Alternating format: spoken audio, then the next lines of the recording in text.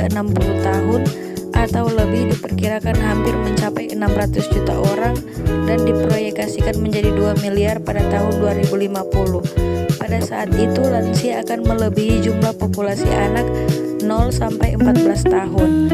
Jumlah lansia di Indonesia diproyeksikan sebesar 7,28% pada tahun 2022 menjadi sebesar 11,34%. Fakta, di Cina terdapat populasi lansia yang sebagian besar berusia lebih dari 100 tahun masih hidup dengan sehat dan sedikit sekali prevalensi kepikunannya. Menurut mereka, rahasianya adalah menghindari makanan modern, banyak mengkonsumsi sayur dan buah, aktivitas fisik yang tinggi, sosialisasi dengan warga lain, serta hidup di tempat yang sangat bersih dan jauh dari polusi udara. Hal ini merupakan tantangan bagi kita semua untuk dapat mempertahankan kesehatan dan kemandirian para lansia agar tidak menjadi beban bagi dirinya, keluarga, maupun masyarakat. Asas pendekatan dan jenis pelayanan kesehatan lansia. Asas menurut WHO adalah to add life to the years that have been added to life, dengan prinsip kemerdekaan, partisipasi, perawatan, pemenuhan diri, dan kehormatan. Asas yang dianut oleh Departemen Kesehatan Republik Indonesia adalah meningkatkan mutu kehidupan lanjut usia, meningkatkan kesehatan, dan memperpanjang usia. Pendekatan menurut World Health Organization, pendekatan yang digunakan adalah sebagai berikut. Yang pertama, menikmati hasil pembangunan. Kedua, masing-masing lansia mempunyai keunikan. Ketiga, lansia diusahakan mandiri dalam berbagai hal. Keempat, lansia turut memilih kebijakan. Kelima, memberikan perawatan di rumah. Keenam, pelayanan harus dicapai dengan mudah. Dan yang ketujuh, mendorong ikatan akrab antar kelompok, antar generasi. Jenis pelayanan serta promotif. Jenis pelayanan kesehatan terdapat lansia meliputi 5 upaya kesehatan, yaitu peningkatan atau promotion, pencegahan atau prevention, diagnosis dini dan pengobatan atau early diagnosis and prompt treatment, pembatasan kecacatan atau disability limitation, serta pemulihan atau rehabilitation. Upaya promotif merupakan proses advokasi kesehatan untuk meningkatkan dukungan klien, tenaga profesional, dan masyarakat terhadap praktik kesehatan yang positif menjadi norma-norma sosial.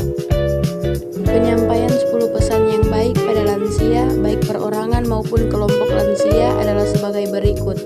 Mendekatkan diri pada Tuhan Yang Maha Esa, mau menerima keadaan, sabar serta meningkatkan rasa percaya diri dengan meningkat melakukan kegiatan sesuai kemampuan, menjalin hubungan yang teratur dengan keluarga dan sesama, olahraga ringan setiap hari, makan sedikit tetapi sering, memilih makanan yang sesuai dan banyak minum air putih, berhenti merokok dan minuman keras, kembangkan hobi dan minat sesuai kemampuan, tetap memelihara hubungan harmonis dengan pasangan, dan memeriksakan kesehatan secara teratur.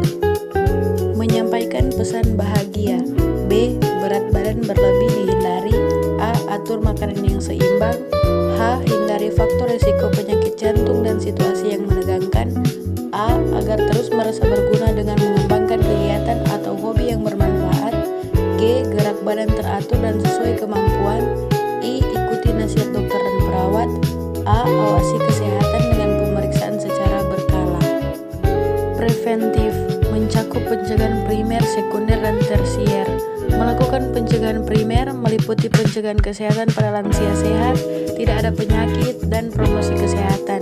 Jenis pelayanan pencegahan primer adalah sebagai berikut: konseling atau berhenti merokok dan minuman beralkohol, dukungan nutrisi, eksersis, keamanan di dalam dan sekitar rumah, manajemen stres, dan penggunaan medikasi yang tepat. Melakukan pencegahan sekunder meliputi pemeriksaan terhadap penderita tanpa gejala hingga penderita yang mengidap faktor risiko, kontrol hipertensi, deteksi dan pengobatan kanker, screening atau pemeriksaan rektal, mamogram, pap smear, gigi mulut, dan lain-lain. Melakukan pencegahan tersier dilakukan setelah terdapat gejala penyakit dan cacat, mencegah cacat bertambah dan ketergantungan, serta perawatan bertahap. Tahap yang pertama perawatan di rumah sakit, tahap yang kedua rehabilitasi pasien rawat jalan, tahap yang ketiga perawatan jangka panjang. Jenis pelayanan pencegahan tersier mencegah berkembangnya gejala dengan memfasilitasi rehabilitasi dan membatasi ketidakmampuan akibat kondisi kronis, misalnya osteoporosis atau inkontinensia urin atau fekal, mendukung usaha untuk mempertahankan kemampuan berfungsi. Early diagnosis and prompt treatment. Diagnosis dini dapat dilakukan oleh lansia sendiri atau petugas profesional atau petugas institusi. Oleh lansia sendiri dengan melakukan tes diri, screening kesehatan, memanfaatkan kartu menuju kesehatan lansia, memanfaatkan buku kesehatan pribadi, serta penandatangan kontrak kesehatan. Oleh petugas profesional atau tim pemeriksaan status fisik, wawancara masa-masa lalu dan saat ini, obat yang dimakan atau diminum, riwayat keluarga atau lingkungan sosial, kebiasaan merokok atau minuman beralkohol.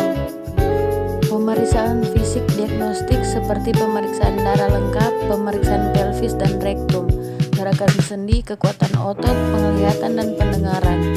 Screening kesehatan meliputi berat dan tinggi badan, kolesterol dan tumor. Pemeriksaan status mental dan psikologis. Status mental terdiri atas pengkajian memori, perhatian, orientasi, komunikasi dan perilaku.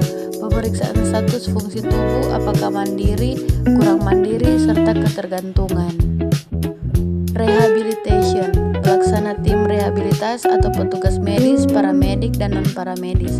Prinsip pertahankan kenyamanan lingkungan, istirahat, dan aktivitas mobilisasi. Pertahankan kecukupan nutrisi, pertahankan fungsi pernafasan, serta pertahankan fungsi pencernaan, saluran kemih, psikososial, dan komunikasi. Upaya rehabilitasi penglihatan berkurang atau tidak bisa melihat. Upaya rehabilitasi bagi lansia dengan keterbatasan pergerakan atau imobilisasi.